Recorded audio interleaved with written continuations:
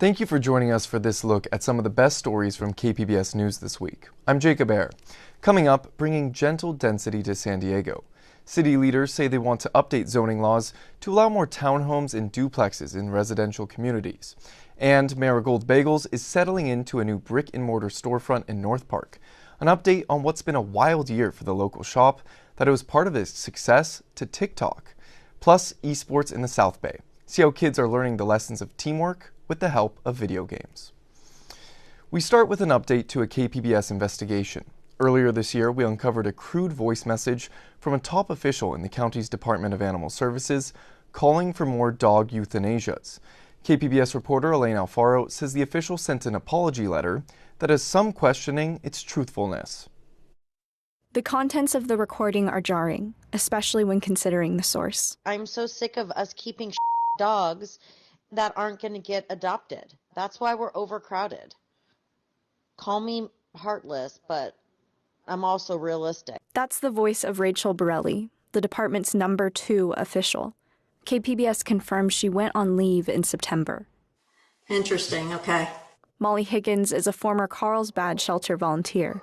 She says the voice message reflects Borelli's attitude toward euthanasias. When I heard the voice memo last year, earlier this year in your article, I wasn't surprised. Because that's just very on brand for the Rachel Borelli that I knew and experienced at the shelter. KPBS obtained Borelli's apology letter through a California Public Records Act request. She claims the recording was made without her knowledge. Our reporting found otherwise. Borelli sent the recording as a voice message to another person, who then shared it with KPBS. That person answered questions over text and asked KPBS to withhold their name due to fears of professional repercussions. They wrote, quote, "Her claim that it was recorded without her knowledge is false, and her explanation doesn't line up with what she actually said," end quote. The Department of Animal Services would not agree to an interview, but sent a statement regarding the recording. Quote, "We are not able to discuss personnel matters, but the recording previously reported does not reflect the values or mission of the County of San Diego, and it is not representative of the caring and dedicated work of the Department of Animal Services staff." KPBS learned earlier this month that the department is undergoing an audit. Elaine Alfaro, KPBS News. KPBS investigative reporter Scott Rodd contributed to this story. If you have a tip for KPBS's investigations team, you can send an email to investigations@kpbs.org or message them on our secure signal line at the number on your screen, 619-594-8177. The city of San Diego wants to add more townhomes to existing neighborhoods, but it'll require months of planning and zoning changes. KPBS Metro reporter Andrew Bowen tells us about the mayor's vision for the year ahead. 80% of land in San Diego that's zoned for housing is restricted to single-family homes. They're often the most expensive kind of housing on the market. The Neighborhood Homes for All of Us initiative would open up some of that land to lower-cost townhomes. Gloria says the goal is so-called gentle density that blends in with the surrounding neighborhood better than large apartment buildings. San Diego has long been a place where people build their lives, raise their families, and pursue their dreams. To keep that promise alive, we must create more opportunities for residents who are stuck between the rising cost of single-family homes and the limited options in today's market. Neighborhood Homes for All of Us gives us a chance to do just that. Gloria's announcement took place at 3 Roots, a development in Mira Mesa that includes a mix of apartments, townhomes, and detached houses. It was built on a former rock quarry, the kind of large open space that's increasingly scarce in San Diego. That's why the city has tried to incentivize more home building within existing neighborhoods. Council President Joe LaCava said the idea of, quote, gentle density is not new, and that duplexes, cottages, and townhomes are a part of the city's history. If you drive through our older neighborhoods, you see this every place. And you see people really look at those lovingly about maybe that's where I could live. It doesn't fit everyone, but it's part of San Diego's tradition that we're talking about here. Good ideas of the past that we're trying to bring forward to make new things happen. Gloria's announcement was light on the details, which he says will be developed through workshops and focus groups over the next year.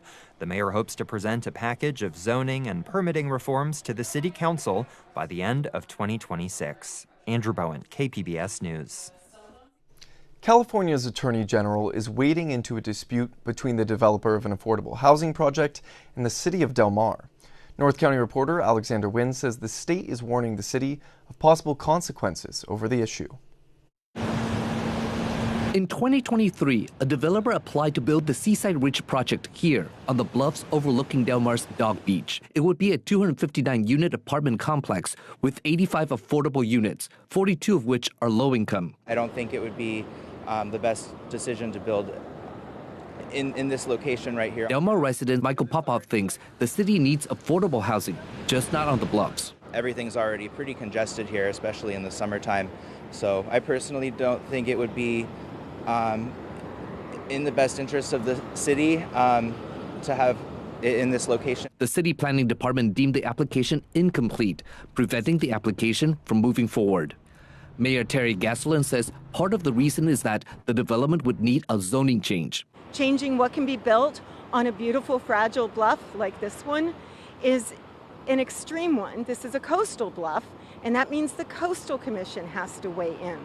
And the application lacked those materials. The developer filed suit in 2024, claiming the project is eligible for a builder's remedy. That's a provision in state law allowing developers to bypass zoning laws when cities don't meet state housing requirements. California Attorney General Rob Bonta thinks the city is dragging its feet on the issue. In a letter sent Friday, the AG's office says the city's position that the application is incomplete is legally untenable. In a statement, Bonta's spokesperson says, by insisting that the application is incomplete, the city has effectively blocked the applicant from obtaining any meaningful review on those disputes from either the city council or the courts. The mayor says the city council is still standing by its assessment that the application for this development is still incomplete, and they will have a discussion at the next city council meeting regarding the AG's letter. In the letter, the AG's office warns of potential penalties under AB 712. The law goes into effect January 1st, 2026. It gives developers more power to sue cities for violating housing reform laws. Alexander Wynn, KPBS News. San Diego's Midway Rising project was delayed once again in recent weeks, extending the timeline on the $4 billion development. KPBS Public Matters reporter Jake Gata has the story of how we got here and what's next. Midway Rising is a major development that could revitalize this area that's full of parking lots, warehouses, and big box stores. It's a key part of Mayor Todd Gloria's plans to boost housing production, especially affordable housing. It will be the largest affordable housing project in California history, and we are proud, but not surprised, that that's happening right here in San Diego. It's been in the works for years now, and it just got pushed back again. But to understand why this project keeps getting delayed, we have to go back in time to 1969. Way back then, Pacific Beach residents learned this building was going up here on the bluffs. And they were terrified development like this would block their views of the ocean and bring unwanted population density to the neighborhood. Well, they couldn't stop this one, but they got together and gathered enough signatures to put a stop to any future tall buildings. The 30-foot height limit was approved by voters in 1972 and put a cap on development west of I-5 to this day. But recently, city leaders have been trying to change that.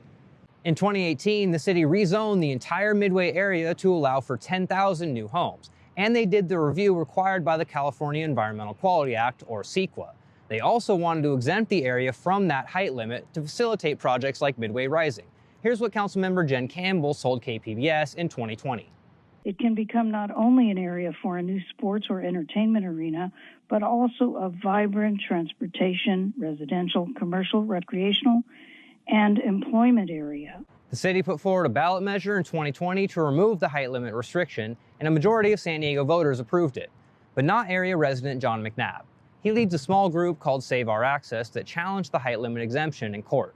Save Our Access filed this lawsuit because of the severe impacts that this project would have on San Diego. The lawsuit claimed the city's initial environmental report didn't study the potential impacts of tall buildings. The courts agreed. So the city went and studied the impacts of tall buildings. Voters reapproved the measure in 2022, and Save Our Access sued again, saying the city essentially had to redo the whole environmental report to include tall buildings. The courts once again agreed.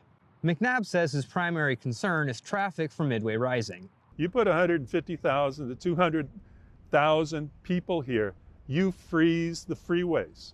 The north-south corridor people take every day. The development team says they're working with the city and transit agencies to reduce reliance on cars for the project. That includes building things like bike lanes and walking paths. McNabb isn't convinced. You're going to jam and cram all these people in here. What are the impacts to the quality of life of everybody? He told me he wouldn't support Midway Rising even if it was built below 30 feet. UC Davis law professor Chris Elmendorf said the city believed its first environmental report was sufficient. He argues the courts should have deferred to that analysis. That's the only way that CEQA can be implemented in a manner that allows like a modicum of predictability for the city.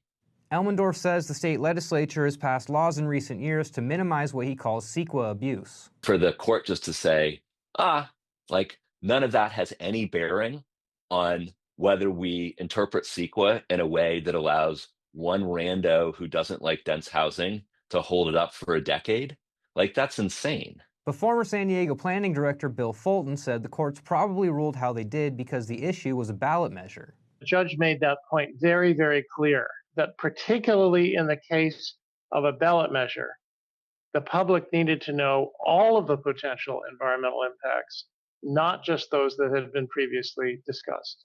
Mayor Gloria says the city is going to appeal that decision to the California Supreme Court. That case could make it easier or harder for cities to fulfill CEQA's requirements. But the Midway Rising project has another tool it may use to exceed the 30-foot height limit regardless. The development team said the state's density bonus law lets them exceed that threshold because the project includes affordable housing. The timeline on Midway Rising, however, has been extended even further as the city and developers reevaluate their path forward. Jake Gada, KPBS News. Jake Gada is the social media host for our Public Matters team. Many of his stories are digital first. Give him a follow on Instagram at Jake Gada. Last November, a TikTok video helped Marigold Bagels go viral. It got so popular that its booth at a farmer's market just wasn't enough. They needed an actual storefront to meet demand. KPBS arts reporter Beth Alcamando says a year later, Marigold Bagels is now settling into its new home in North Park. We are here at the new Marigold Bagel storefront on El Cajon Boulevard. It was almost a year ago today that I met Mike Rabinowitz, who is the owner of Marigold Bagels. He had a TikTok video make his business go viral, and in order to meet the demands of everybody who wanted bagels, he had to open this storefront here. So let's take a look inside. And here we are at the new Marigold Bagels. Mike, this is a big day for you. Yes, how are you? Finally, your storefront. Yes, we're very excited about it. So now, you used to have online and at farmers markets, yes, bagels available. Right. So it's been a little bit of a long and rocky road to the storefront? Well, I don't know if it's been rocky. It's been great. It's been a challenge, of course, and it's been sometimes overwhelming. Going from the home kitchen, which was a small operation, and my refrigerator couldn't fit anymore, so we got a shared kitchen. We eventually got a ghost kitchen. We're sort of moving up every step, and that's all been great and fun challenges. And now, of course, we're here. You used to have a limited number of bagels you could make, about 500. So what are you up to now? Well, we can make about 800 a day now, which is actually not that uncommon for a bagel shop our size. I think at the beginning we probably will have a higher demand just because we're relatively new and people have been waiting for a while. Now, part of the reason why your business has gone kind of viral and people are demanding these bagels is these bagels have a New York soul or something like that. What's special about these? New York soul, San Diego heart. What's special about them, I mean, it's a 4-day process, and we really do use the oldest of traditions. I mean, we use very high protein or strong flour, which is 14%, so high gluten, right? When people ask me, do you have any non-gluten, I say, actually, we use extra gluten. And it's not on purpose. I mean, it's just how the bagels are made. Flour, water, sugars, yeast, and salt. That's it. Played around with temperatures, times, cooking, had friends who were taste testers, people in my building, and sort of narrowed it down. And you came to this after retiring from being a chemist. Yes, I don't know if you ever retire from being a chemist. It's always like with you, it's sort of built in. But yes, I was a research chemist for 32 years in pharma and biotech. And you put that kind of scientist approach to kind of concocting your recipe here. Yes, it was very interesting because it turns out baking, the important things in baking I found are actually sort of the important things in chemistry. But it turns out when you're baking, you pay attention to temperature. You pay attention to quantities, having the comfort of weighing everything in grams, right? No, we don't use cups or ounces or gallons. Everything is just weighed out in grams and kilograms. That was a very comfortable place for me. And it also led to very reproducible results. All right, and now you are going to be having your grand opening on Saturday, tomorrow. So I think it's now time for me to finally get to order a bagel sandwich.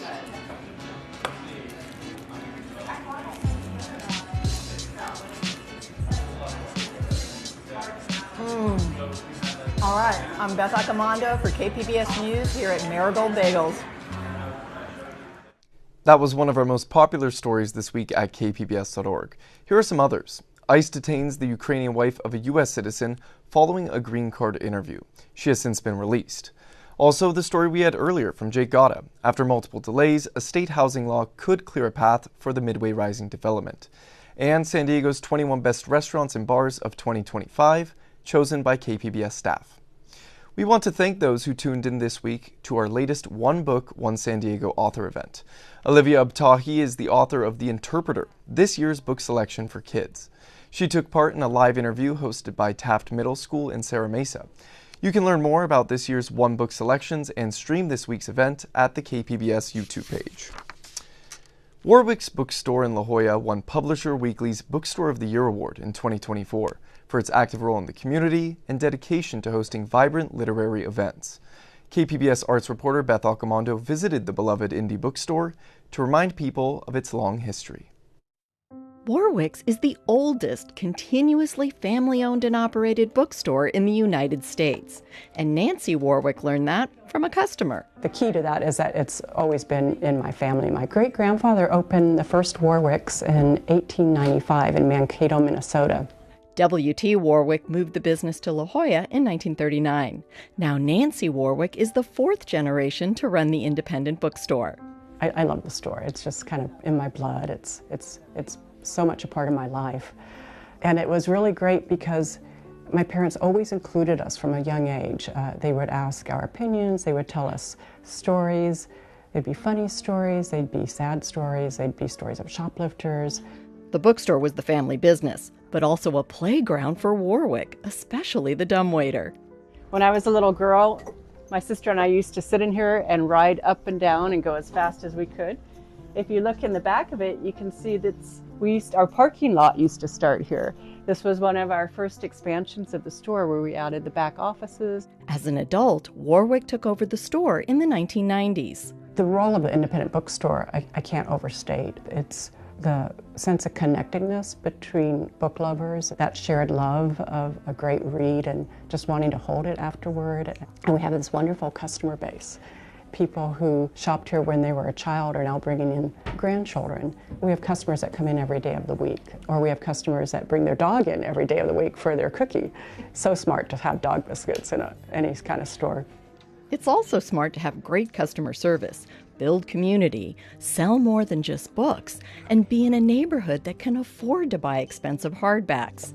As Warwick's head book buyer, Mallory Groff has a bibliophile's dream job. If someone had told me I could buy books for a living, I would have been like, you're kidding. But it's great. When I am buying the books, I am thinking about what table they're going to sit on and where they would be sitting on the table. But it's also really trying to see what's out there, what is different, what's going to make someone stop and look at it, because that's very key when we're working in a physical world. Publishers now focus on the physical packaging to make owning a book feel a little more special. And Groff likes to highlight that on the art wall. It is one of probably the rarest things you'll actually find in an independent bookstore. We have so many different books that people stop in and look at. We catch people's eye from the street. Once people are inside, the staff can pair them with the perfect book. It is one of my favorite things, the fact that people put so much trust in our booksellers. We have recommendations in so many books out here, so they don't necessarily have to ask if they don't want to, but it's a joy to watch different booksellers walk customers around, find them the perfect gifts, and then it's a joy, and that's something where we're very lucky to have staff that is so good at recommending and that really listen and know what people are looking for. Connecting people to books is part of what Julie Slavinsky does as director of events. There's something hollowed about these walls that people love to come and be part of the legacy of, people like Salman Rushdie have been here. There's nothing like sitting in the room hearing an author talk about their work. I mean, it is transcendent. You can't reproduce that in a digital format or an audio format.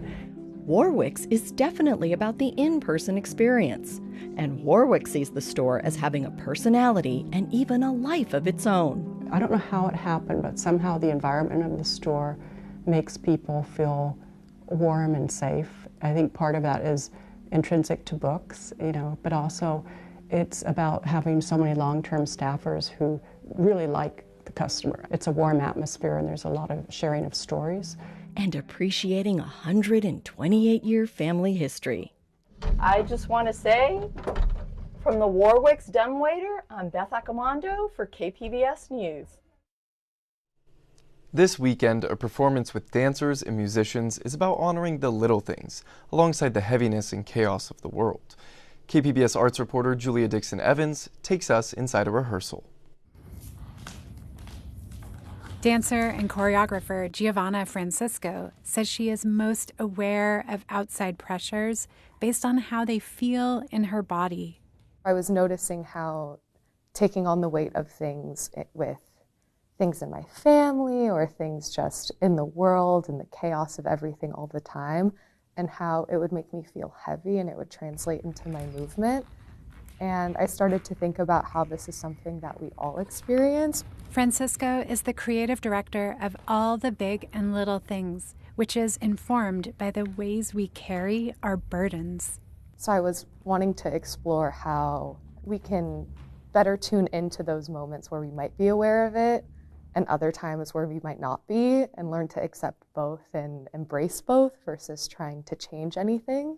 Francisco worked with other movement and sound artists to design a production that sits somewhere between choreographed and improvised. Can you do the rain stick? Yes.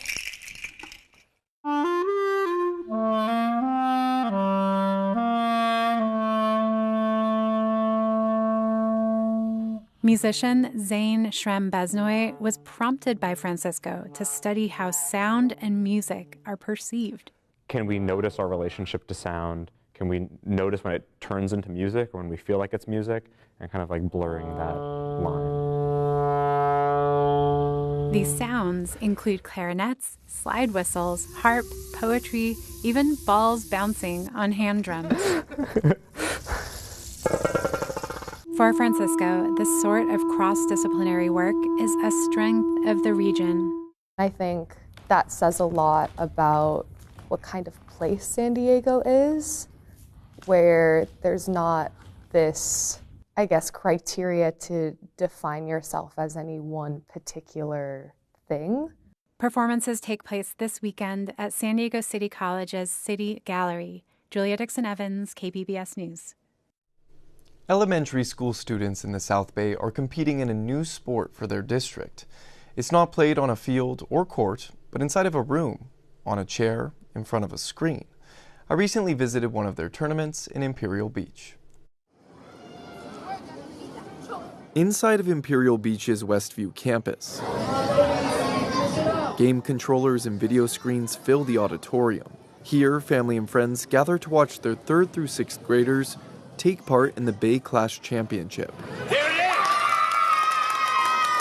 I was recently moving into my new school, and my mom was looking through clubs because she has work, and she found esports, and I asked her, "What's this about?" And I got signed in. These are the first ever playoffs for the new South Bay Union School District Esports League.